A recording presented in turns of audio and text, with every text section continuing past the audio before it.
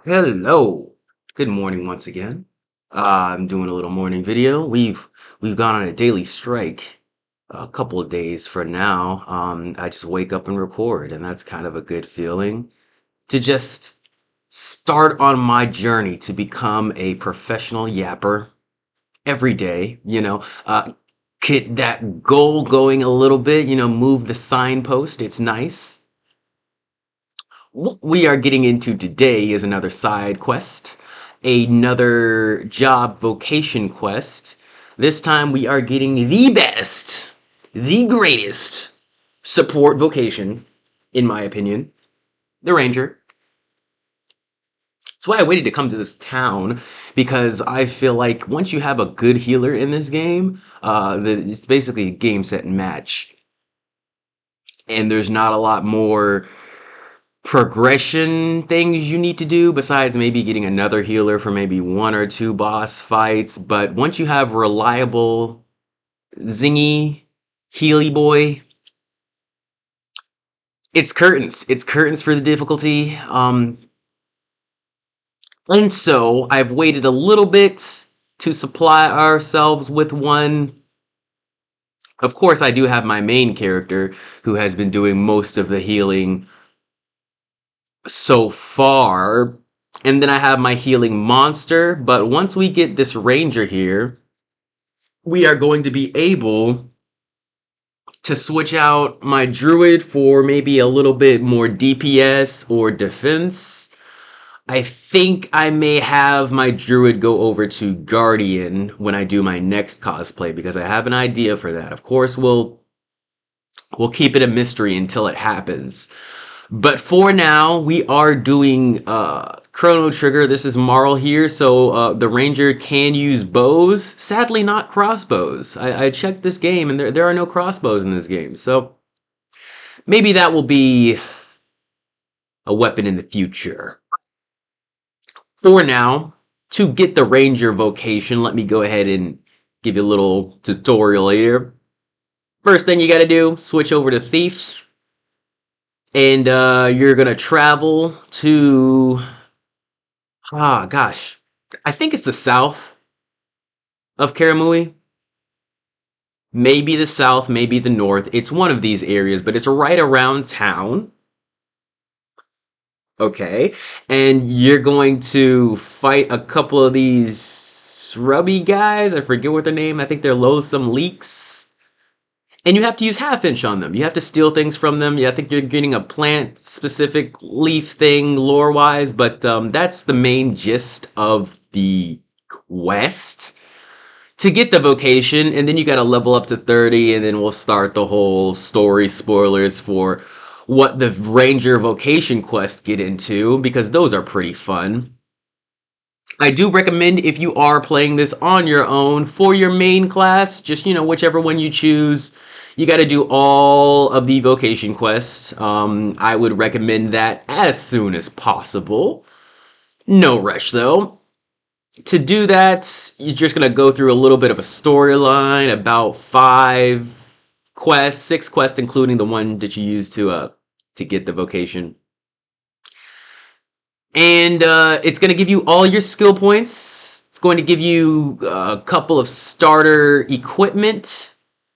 And if you have trouble leveling up to level 30, which you shouldn't, just wait a couple hours for the metal corpse to show up.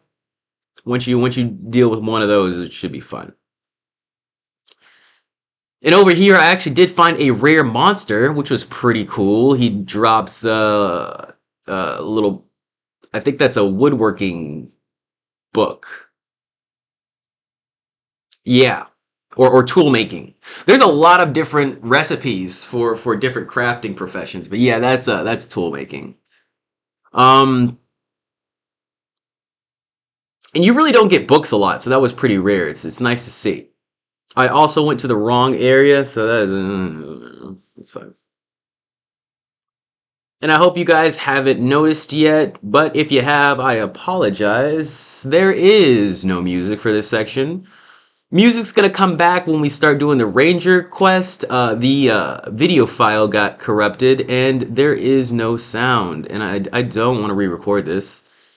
I don't need my other character to have the ranger vocation. I might do it eventually on that character, just unrecorded, but I don't need him to have it, so I'm not going to worry about doing it.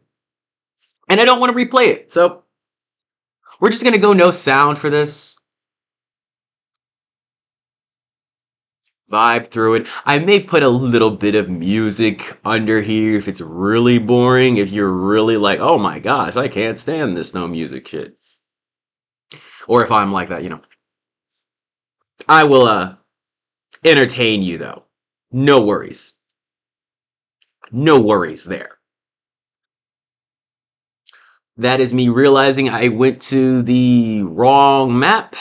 And I'm just gonna go back to Karamui to go to the top exits here. Yeah, there we go.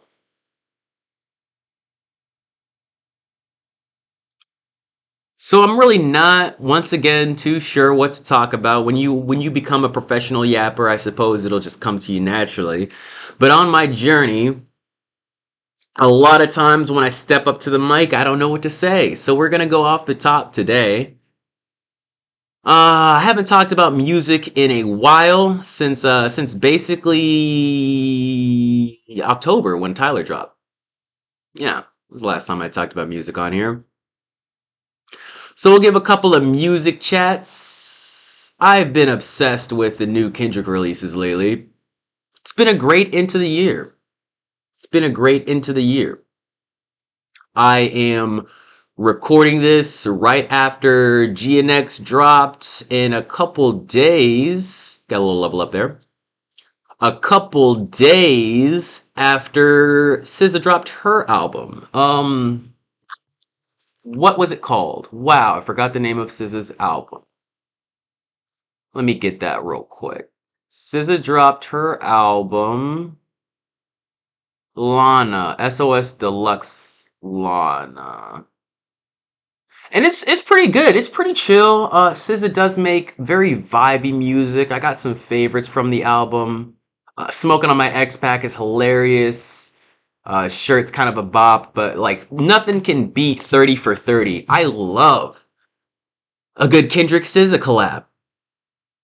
I knew they had really good chemistry back in the day for Black Panther when they made All the Stars, legendary soundtrack there. And they were quiet for a while. They had to let the music industry sit there, get a little bit more cook time. Because you don't want to oversaturate the market. I think that's what really fucked up certain artists like Brockhampton, um, and a couple others. Well, what was his name? Lil Pump. You know, you oversaturate your audience with the same shit, you know, same formula, and they just kind of grow out of it. A little bit of a different media form, but you know, same kind of thing happens with most constant content creators in any way. I mean, you can look at what Belle Delphine did. She oversaturated her audience and then basically dipped out. But when you are an OnlyFans creator, it's kind of like the objective, you know. You kind of use it to lose it, if you will. You don't want to do that when you're 50. I mean, you probably won't be able to. So it's one of those crash out professions, one of those crash out activities. It's kind of like smoking weed. Smoking weed is a crash out activity because I feel like most people would think there's a time when there's enough weed. I don't know. Some people got that mentality where like I'm gonna be smoking when I'm 90, which is okay. It's just not me. I feel like it's medicine, it's a drug, and there's always an extent to how much we should use it. And that's different for everyone, but it's like, why would you take Trimetic when you don't have a cold kind of thing? And sometimes these mental issues will not leave us. But for chronic pain, which is mostly what I take it for, you know, that'll eventually go away. I think most of my mental problems, can be solved by different means. But the weed does help. It helps me get my foundation right, my frame of mind right. Because a lot of goal setting, achieving, I'm not even going to say succeeding, I'm just going to say not failing in life. A lot of that is dependent on our mindset. And weed can definitely help you get into the right frame of mind. I will say that. It's very good for just getting your head right. Allowing us to think with a little bit of mental clarity. And a lot of people move way too fast for their own good. Let's just be honest here. If we all slow down a little bit, I think it'd be helpful. I think it would be helpful.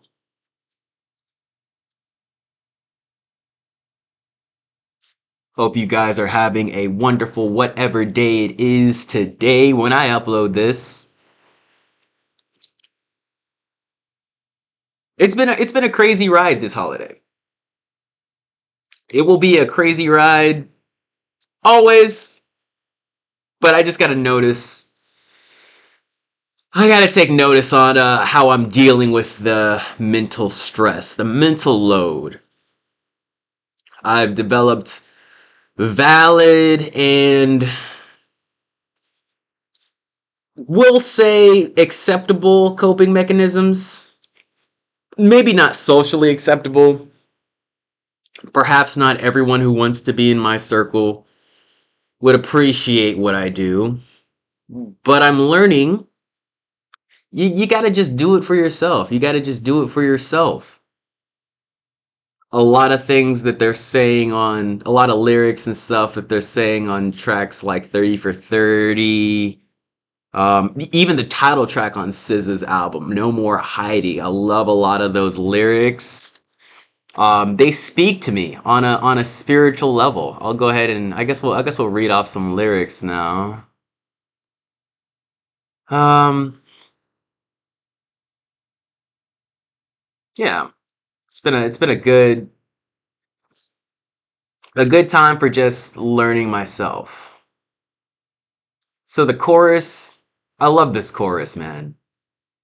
First chorus of the album. It's searching for real, trying for real, familying for real, lost in the real, hurting for real, chasing a real, anything real. And that's pretty beautiful. There's a lot of things there that you could take from, and it's very relatable because I think everyone wants to be authentic. I think everyone chases the authentic when they see it. They're like, I want that. Um, but we really don't know how to get it. And the good thing about that, this wandering of mind and like, how do I be authentic? How does one achieve this? Is that we are always going to do it naturally as we get older. I'm not saying every action you take is just automatically going to be an authentic action. But after you take those actions, you will learn what was authentic about it and take that information on to the next action. So we're always growing more and more real every day. Soon I'll be a real person. Right now I'm like 76% real. And then eventually we're gonna make up that other 24. But that's gonna take a couple more 24s. Um we just gotta vibe through it. We gotta vibe through it. A lot of people worry about all this bullshit way too much. It takes a lot to not be complacent, to try, but also not try at the same time. Takes a lot. Takes a lot. It's an art, if you will. So we've done the Ranger quest. This is it. This is our Ranger vocation. Couple different skills. We need to learn Mercy to start the actual vocation quest. So that is this yellow one right up top here. Only costs 2, but just keep that in mind if you are horny for your weapons. Before you reach level 30, at least put 2 skill points, get Mercy. I will say though, I don't think I've said this before in this playthrough. The bottom skill tree is always the most important because that's going to cross over to your other vocations. So I would say you should always focus on that one first in any job that you do. And then to end off this little section, it's still going to be silent for a little bit because I do have to level up to 30 in this class before we start doing what we do. And to do that, we're going to do the daily. It's push a gun.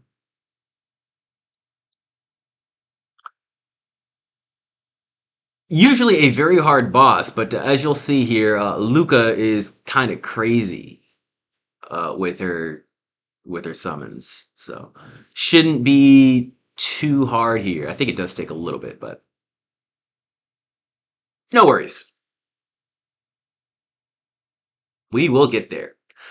This is going to give us about 20 levels when we beat it. And I'm going to make up the rest of the levels off screen. I've shown you guys on stream how we grind.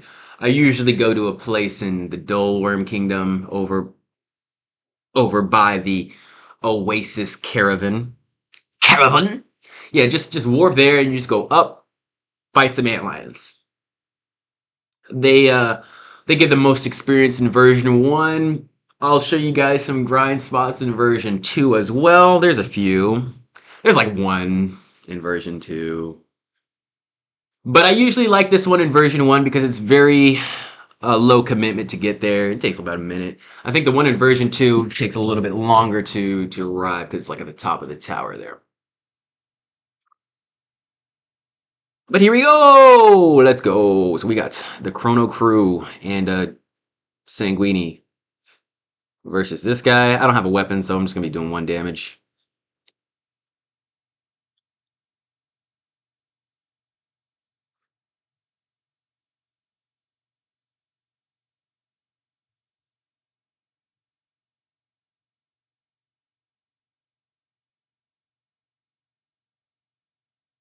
Yeah, Pushagon usually doesn't do too many crazy things besides his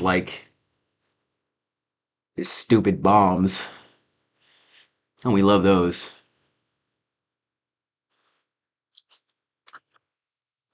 He should be down in quite a few.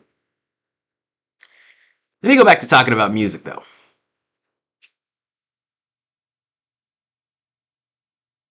I do like Diamond Boy. Not too many crazy lyrics on that one.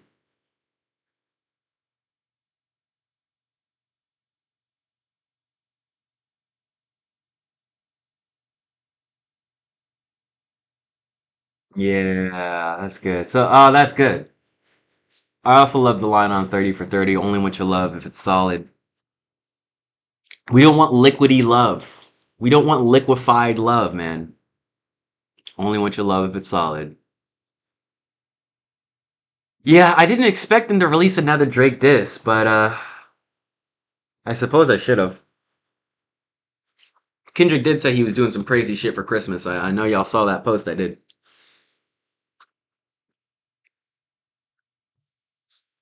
Pretty insane. I went ham with the mashup on this one though. I just really like this song. 30 for 30 just gels with me so much. A lot of people are sleeping on it, but they're not really I can't really call it sleeping on it because song's been out like 2 days. So it's like you're not awake yet, you know, you just haven't awoken, I suppose is the better term.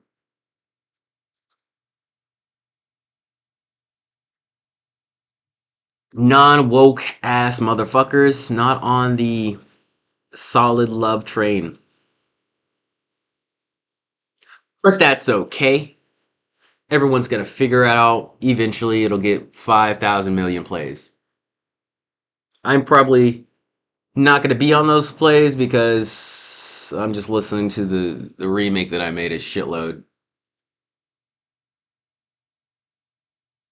I really do like making these mashes. I don't think I'm going to do them forever, but it is good practice to open up my digital audio workstation and just grind out some music every day. I think that's helpful for the creative instincts. So we finished the vocation quest to get it, and now we have our levels. We are level 30 now, as you can see. Ignore the fact that Chrono is dead. Don't worry about that. We're at the end of Chrono Trigger right now. I suppose that was a spoiler for like a over decade year old game, over 2 decade year old game, whatever. Here we have the Ranger hideout again. I'm just giving these guys a little chat up. We have to go to the little forest hut. See what's going on there. Now this story, I guess I'll go ahead and get into the story spoilers now. So starting the quest. This story is pretty basic, pretty simple. And I like that they kept it pretty clean and concise here. Not too many twists and turns. It's pretty straight and narrow, and it's got good themes, good characters, good themes of like sacrifice, seeing the good nature in all things, literally and figuratively. um, and protecting nature, protecting what you love. It's a pretty good one, and although very basic, not even basic Dragon Quest fodder, but basic like RPG game, like, oh, we gotta save the forest kind of bullshit.